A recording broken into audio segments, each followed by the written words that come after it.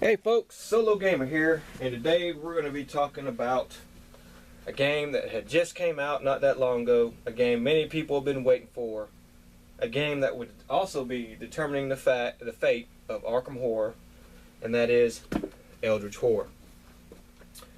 Now, I love Arkham Horror.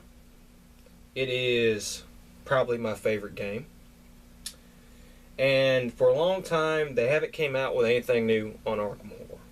A lot of us sat around, waited, didn't know what the fate of it was. We thought if something else came out to take its place, then that would be the end of Arkham Horror.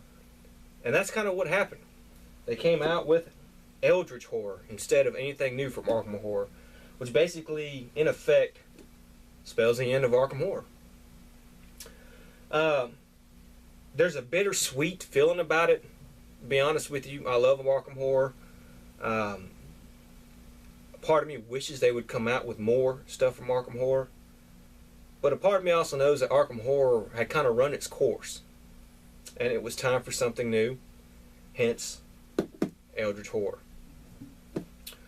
So what can be said about Eldritch Horror? Well, first off, let's get to the meat of the matter. It's made by Fantasy Flight Games. Now, again, you know, if you're going to buy a Fantasy Flight Games product, they're going to try to do it right. You're going to get very good components. You're going to get a quality game. High-end everything. Second of all, this game kind of combines, believe it or not, Fortune and Glory meets Arkham Horror. I like Fortune and Glory, so, you know, I didn't have a problem with that. Fortune and Glory meets Arkham Horror. Also, what this game does is it gets rid of a lot of the... If there was ever one thing to Arkham Horror that was always bad, it was the complex set of rules. And what this game tries to do is it tries to streamline some of those and get rid of a lot of the complex stuff in there.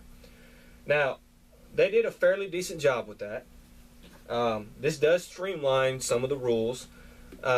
This, not without its quirks, though. It does have some weird rule glitches here and there, and so it could be tweaked a little bit. But the big question on everybody's mind is it as good or better than Arkham Horror? Now, I've trolled the net, and I've seen people compare them, and a lot of people tend to give Eldritch Horror glowing reviews and say it's better than Arkham Horror and stuff like that.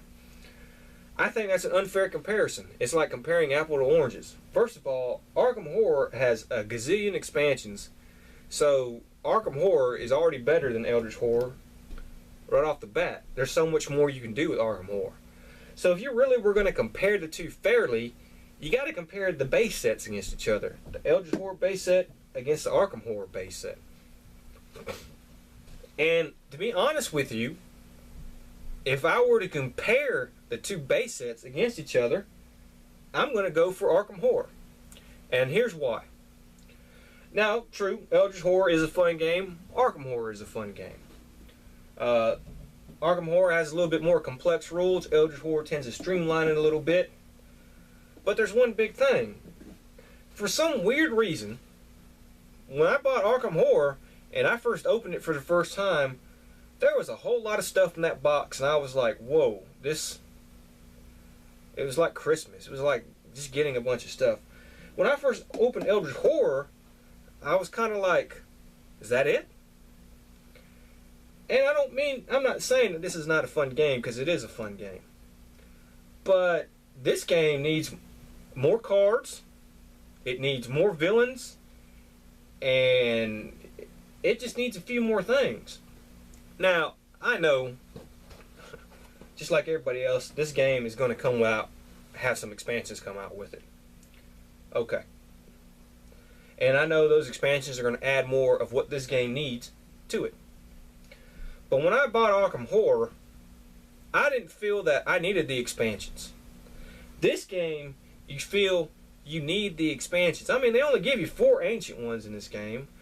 The decks are small, really, they're thin, and they need more cards in them. That's just the way it is. And so I tend to favor, I am sentimental and a little biased towards Arkham Horror, but I try to be as fair as I can, and that's the big deal between the two. Gameplay-wise, they're both fun. This one is a little bit better on the rules, but it just feels like they should have put more stuff in this thing, more cards.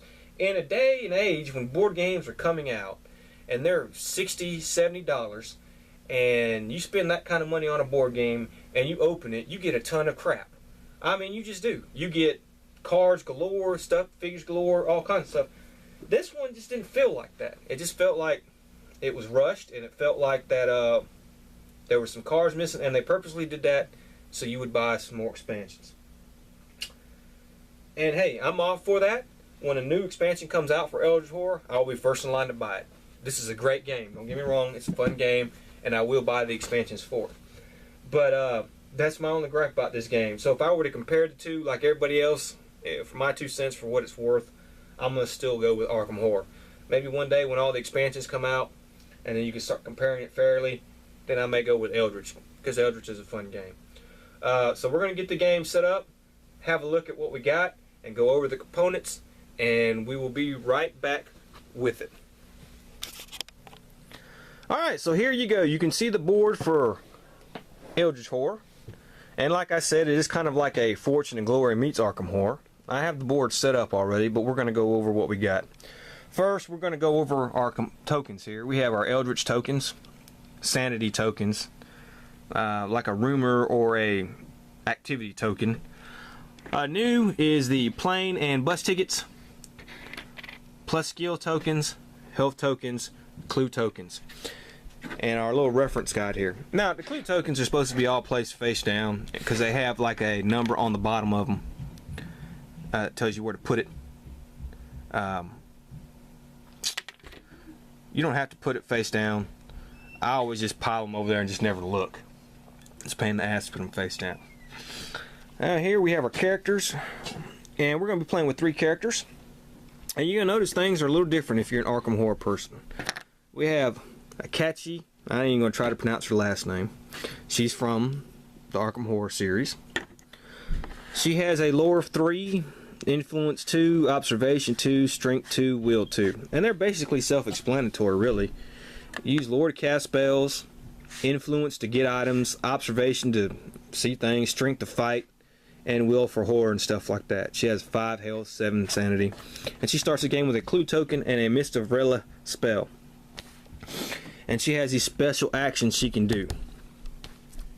As you notice, these things, it has a front and it has a back side. And on the back side, it has a little backstory. It tells you what she comes with, where she starts out, and she starts out at South Africa. And then, of course, on this part right here, let me get this fixed, if she dies, if she goes crazy, or what happens if that happens. And we'll probably get into that because we're more likely going to have some characters that die. So we're going to go ahead and put her on the South Africa space here. And it tells you right here on the thing, you know, what number, in case you don't know. It's 15. Our next player is Norman Withers. He has a lore of 3, influence of 1, observation 3, strength of 2, will of 4, and he starts with a feed the mind spell. He has 7 sanity, 5 health, and of course, and it tells you where he starts out, and he starts in the city of Arkham. So we're going to put him in the city of Arkham, right there. Our third player is Lily Chen. She started the game with a protective amulet and a rabbit's foot. 6 sanity, 6 health, 2 lore, 2 influence, 2 observation, 4 strength, 3 will. And of course, she starts in Shanghai, China. Okay. We have our ancient one, and we pick in Yogg-Sothoth. Now this card will tell you how to set up the game if you're playing Yogg-Sothoth. It tells you where to put the Doom, start out the Doom token. See, at the top of the game here, you have this Doom track, and it says to start it with him at 14, so we put it at 14. When this thing gets down to 0, Yogg-Sothoth's going to awake. It also tells you what special rules you have when you play for him, and we'll go over that. And it also tells you how to set up the Mythos deck. This game's a little different on that fact. You got to set up the Mythos deck according to what the monster says. And you see a green, a yellow, and a blue square. And the Mythos deck consists of green cards, yellow cards, and blue cards. And this thing tells you how many set up in each stage. It's like on stage 1, no green cards. You take 2 yellow and 1 blue. You shuffle them together. In stage 2, you take 2 green, 3 yellow, 1 blue. Shuffle them together and put them under the stage 1 cards. And in stage 3, 3 green, 4 yellow, 0 blue. Shuffle them together and put them under the stage 2 cards. Hence, you have your Mythos deck right here ready to go. You have your monsters. You have your special monsters. We have our gates. We have our other world deck. Our location decks, as you can see, like all of Sydney, Tokyo, Shanghai, they're all kind of purple lined. So you're going to use the purple cards, and it'll tell you, you see, as you can see, it has Shanghai, Tokyo, Sydney. These are for when you're not in a regular area. Like, let's say you are in a regular city, like right here. That's a city space. Then that tells you you use these cards. Same thing if you're in a wilderness space or a sea space. Here we have our expedition cards, and you place your expedition marker down here on the game, and if you go here, then you can choose to do an expedition. It's kind of like an other world card. Here's your omen track. You start the game, you put it on this, and when it moves, things will happen. And we'll go over that when they happen. We have, of course, our special item cards, our asset deck, spells, and then you have a lot of condition cards. And these condition cards, we'll go over them, but if you get this blessed condition, it tells you what to do, and then each one has a thing on the back that has a special thing. Sometimes they're good, sometimes they're bad. And these are our investigation. Whenever we want to try to get a clue token, if you land on a clue token space, you pick up one of these investigation cards and you do what it says on there in order to get that. And then these are special cards right here for Yogg-Sothoth if he should waken. And these are our mystery cards. And in order to beat the game, you got to solve 3 of these mystery cards. And each mystery card has certain objectives that you have to do. As you can see, we have our reserve deck, and it starts out with a bank loan here, and then you take the top cards and you put them right here, and they tell you those are the items you can try to get when you try to get something from, like, when you're in a city or someplace like that. All these lines represent lines of travel, see, and that's how you move from one place to another. We're going to go more in depth when we take our first turn, and it's going to be much like Arkham Horror. You're going to have a movement phase, a counter phase, action phase, all that kind of stuff. No upkeep phase, by the way, which is good. The game tells you how to start. Also, as well, we're playing with 3 players, so we had to spawn 1 gate. We picked up a gate token. The gate token tells you where it's going and what symbol on the omen track it is. So we put that there. You have to put a monster there, and we got a Ligor. Tells you how many clue tokens you put on the board when you start the game, and we put 2 clue tokens at these number spaces to help you keep track. And if there's ever a monster surge, we're going to have 2 monster surges. 2 monsters come out during the monster surge. So like I said, this will play very much like Arkham Horror with a few new hiccups. We'll go over that as we play and go more in depth, but I just wanted to give you an overview of the game. So I'm going to stop it, we're going to get this loaded up, and then we're going to start playing. And hence, you can see for yourself, does Eldritch Horror live up to the hype? Does it let down, or is it just as good as Arkham? And we'll get back. See you then.